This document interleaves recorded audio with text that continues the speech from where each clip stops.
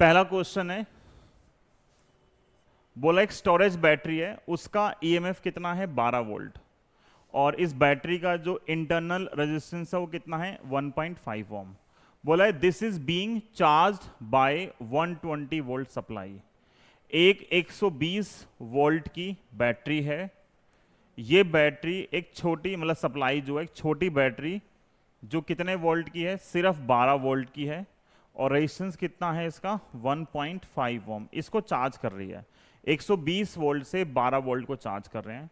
Question बोला है how much resistance is to be put in series for charging the battery safely by maintaining a constant charging current of 6 ampere.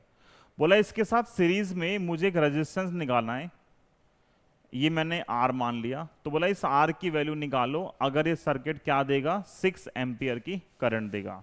तो पहली condition ये कि मैं ऐसे क्वेश्चन में क्या निकालूंगा, सबसे पहले मैं निकालूंगा E इक्विवेलेंट। क्या आएगा E इक्विवेलेंट, ज्यादा में से कम माइनस कर दोगे, चार्जिंग का मतलब ये कि प्लस वाला प्लस से कनेक्ट होगा, तो 120 में से 12 गया, क्या बचेगा, ये बचेगा 108 वोल्ट।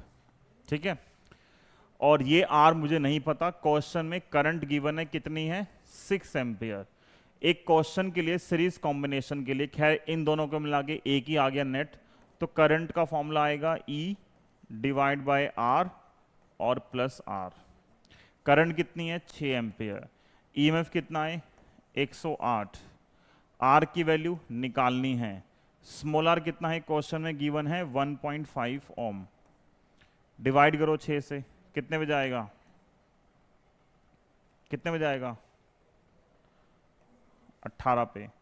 तो इसका मतलब R प्लस वैल्यू यहाँ पे आएगी, R प्लस 1.5 आएगा 18, और R की वैल्यू आएगी 18 माइनस 1.5 16.5 ओम। ये पहला क्वेश्चन है। ठीक है, हर क्वेश्चन में कुछ ना कुछ ऐसा आएगा, कभी करंट दे देंगे R निकालना होगा, कभी R दे देंगे करंट निकालना होगा। अच्छा, इस क्वेश्चन में दो चीज एक्स्ट्रा करा रहा हूं, अभी वो पूछी नहीं गई है लेकिन आ जाती है। जब भी एक बैटरी होगी, जनरली क्या होता है, जो बैटरी है उसका भी कुछ ना कुछ इंटरनल रेजिस्टेंस होता ही है। अभी नहीं दिया इन्होंने सप्लाई का, हो सकता है कि इसका भी आपको कुछ इंटरनल रेजिस्टेंस देते, अभी नहीं दिया इसने। अब यहां जो करंट बन रही है, करंट की डायरेक्शन क्या है, करंट ऐसे आ रही है, हायर से निकल रही है, इधर जा रही है, इधर इधर। चार्जिंग का मतलब है उसके अक्रॉस जो पोटेंशियल डिफरेंस आएगा वो ज्यादा आएगा। ये 12 वोल्ट की बैटरी है, तो चार्ज करने के लिए इसके आसपास जो पोटेंशियल आना चाहिए वो 12 से ज्यादा आना चाहिए, तभी हो सकता है। अब क्योंकि चार्ज हो रही है, हमने भी पीछे लिखा है चार्जिंग के टाइम पे जो फॉर्मूला आता है वो कितना आता है, V का E प्लस IR। तो मैंने ये फॉर्मूला लगा दिया इस बैटरी के लिए 12 वोल्ट के लिए।